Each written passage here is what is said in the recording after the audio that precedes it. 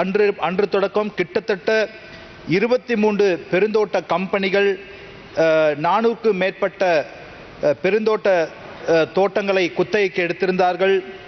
அன்று தொடக்கம் இன்று வரை கிட்டத்தட்ட 34 வருடங்களாக மலையக மக்கள் தங்களுடைய காணி உரிமையை தொடர்ச்சியாக அவர்கள் கேட்டுக்கொண்டு வருகிறார்கள்.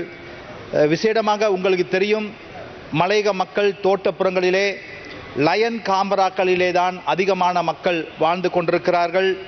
அந்த மக்களுடைய அடிப்படை தேவைகளை பூர்த்தி செய்வதற்கு அவர்களுடைய இந்த லயன் காம்பிராக்கள் போதுமானதாக இல்லை.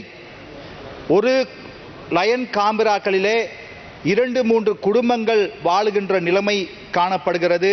அவ்வாறான நேரத்திலே அவர்களுடைய அத்தியாவசிய தேவைகளை பூர்த்தி செய்வதற்கும் அதேபோல் அந்த குடும்பங்கள் வசிப்பதற்கும் சுகாதார முறையில் வசிப்பதற்கும் பெரும் தடையாக இருக்கிறது. இச்சந்தர்ப்பத்திலே அவர்கள் தங்களுடைய தேவைகளை பூர்த்தி செய்வதற்கு அவர்கள் வசிக்கின்ற இடத்திலே அவர்களுக்கு தேவையான சிறிய அறை ஒன்றை கட்டிக்கொள்வதற்கு தோட்ட முகாமைத்துவத்திடம் அனுமதி கோருகின்ற பொழுது தோட்ட முகாமைத்துவம் அவர்களுக்கு அனுமதியை தொடர்ச்சியாக மறுக்கப்பட்டு வருவதை நாங்கள் அறிகின்றோம். அது மட்டுமல்லாது இந்த பெருந்தோட்ட கம்பெனிகள் இந்த மக்களை இன்னும் அவர்கள் மனிதர்களாகவே மதிப்பது கிடையாது. அவர்களுக்கு சலுகைகள் கொடுப்பது கிடையாது. வெறுமனமே உழைப்பை மாத்திரமே அந்த மக்களிடம் உறிஞ்சுகின்ற ஒரு போக்கு இன்னும் காணப்படுகிறது. எனவே இக்காலகட்டத்தில் தான் தொடர்ச்சியாக அந்த மக்கள் மீது அடக்குமுறைகள் தொடர்ச்சியாக நடைபெற்று வருகிறது. அண்மையில் உங்களுக்கு தெரியும், காபத்தை பிரதேசத்திலே நீலகாம தோட்டத்து தொழிலாளி ஒருவர் தனக்கான குடியிருப்பு ஒன்றை அமைத்துக் கொள்வதற்காக தோட்ட நிர்வாகத்திடம் அனுமதியை கோரியிருந்தார்கள். ஆனால் தோட்ட நிர்வாகம் அவர்களுக்கு அனுமதியை கொடுக்காத பட்சத்திலே அந்த தோட்ட தொழிலாளி தனக்கான வீடு ஒன்றை கட்டுவதற்கு ஏற்கனவே ஒதுக்கப்பட்ட இடத்திலே அவர் குடிசை ஒன்றை கட்டியிருந்தார். ஆனால் அந்த தோட்ட நிர்வாகம் சட்டப்படி போலீஸ் நிலையத்துக்கு சென்று போலீசார் ஊடாக சட்ட நடவடிக்கையை மேற்கொள்ளாமல் முறைப்பாடு செய்திருந்த போதும் போலீசினூடாக அதுக்கான சட்ட நடவடிக்கைகளை மேற்கொள்ளாமல் அந்த காவத்தை பெருந்தோட்ட கம்பெனி ஒப்பந்த அடிப்படையிலே தனியார் பாதுகாப்பு அதிகாரிகளை அவர்கள் வைத்திருக்கிறார்கள். எனவே அவர்கள் மூலம் இந்த தொழிலாளி குடும்பத்து கட்டப்பட்ட அந்த குடிசை வீடு தாக்கப்பட்டு உடைக்கப்பட்டு அதே போல அங்கிருந்த அந்த தாயையும் அங்குள்ள 2 மகன்களையும் அவர்கள் தாக்கி இருக்கிறார்கள். எனவே இந்த சம்பவம் சமூக வலைத்தளங்கள் மூலமாக செய்திகள் மூலமாக நாடெங்கிலும் பரப்பப்பட்டது. எனவே அந்த சம்பவம் கேள்விப்பட்ட உடனேயே நாங்கள் சம்பந்தப்பட்ட அதிகாரிகளுக்கு அறிவுறுத்தல் வழங்கி அதற்கான நடவடிக்கைகளை நாங்கள் மேற்கொண்டிருந்தோம். இவ்வாறான நடவடிக்கை இன்று நேற்றல்ல, தொடர்ச்சியாக மலையகத்திலே இடம்பெற்று கொண்டு வருகிறது.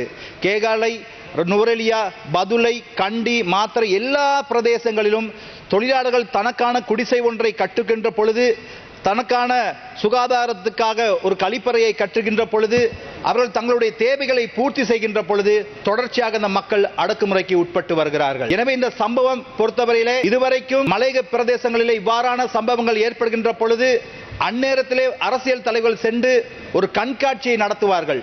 ஆனால் முதல் முறையாக சம்பவம் நடைபெற்று 8 மணித்தியாலத்துக்குள்ளே சம்பந்தப்பட்டவர்கள் கைது செய்யப்பட்டு 9 பேர் கைது செய்யப்பட்டு காவத்தை போலீஸ் நிலையத்தூடாக பெல்மடுலை நீதிமன்றத்துக்கு அவர்கள் ஆஜர்படுத்தப்பட்டனர். அதன் பின்பு நாங்கள் சம்பந்தப்பட்ட மக்களை சென்று நான் சந்தித்த அந்த இளைஞருடைய கோரிக்கையாக இருந்தது, பாதிக்கப்பட்ட மக்களுக்கு நிவாரணம் கிடைக்க வேண்டும், அவர்களுக்கான காணி உரிமை கிடைக்க வேண்டும் என்று கோரிக்கையாக இருந்தது.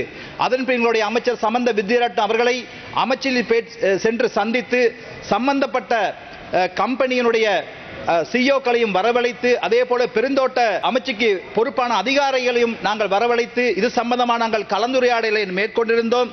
எனவே அந்த தாக்குதலுக்கு எதிராக விசாரணைகளை மேற்கொள்ள சொல்லும்படி நாங்கள் தற்பொழுது விசாரணைகளை நாங்கள் ஆரம்பித்திருக்கிறோம்.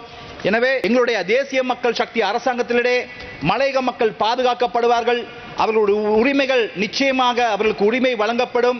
காணி உரிமை வழங்குவதுதான் இவ்வாறான பிரச்சனைகளுக்கு தீர்வாக அமையும் என்பதை நாங்கள் நிச்சயமாக ஆணித்தரமாக நம்புகிறோம். எனவே எதிர்வரும் காலங்களிலே இவ்வாறான சம்பவங்கள் காவத்தை சம்பவங்கள் போன்று எங்கும் மலையகத்திலே நடைபெறாமல் இருப்பதற்கு நாங்கள் உத்தரவாதம் அளிக்கின்றோம். எனவே சட்டம் என்பது அனைவருக்கும் சமன். கடந்த காலத்திலே இவ்வாறான சட்டத்தை சரியான முறையிலே இவர்கள் நடைமுறைப்படுத்தி இருந்தால் இவ்வாறான சம்பவங்கள் எங்க மலையகத்திலே நடைபெற்றிருக்காது. எனவே எது எப்படியோ இனியும் மலையக மக்களுக்கு எதிரான அநீதிகளை அனுமதிக்க முடியாது. எங்களுடைய அரசாங்கம் அதற்காக செயல்படும், சட்டம் நிலைநிறுத்தப்படும். எந்த தரத்தில் யாராக இருந்தாலும் சட்டத்தை கையில் எடுக்க அனுமதிக்க மாட்டோம் என்று கூறிக்கொண்டு இந்நேரத்திலே விசேடமாக இந்தியா வம்சாவளி மக்கள் சார்பாக தமிழக சட்டசபை தேர்தலிலே தமிழக வெற்றி கழகம் சார்பாக போட்டியிட்டு வெற்றி பெற்றிருக்கிற கட்சியினுடைய தலைவர் ஜோசப் விஜய் அவர்களுக்கு இந்தியா வம்சாவளி மக்கள் சார்பாக வாழ்த்துக்களை தெரிவித்துக் கொள்கின்றேன். நன்றி, வணக்கம்.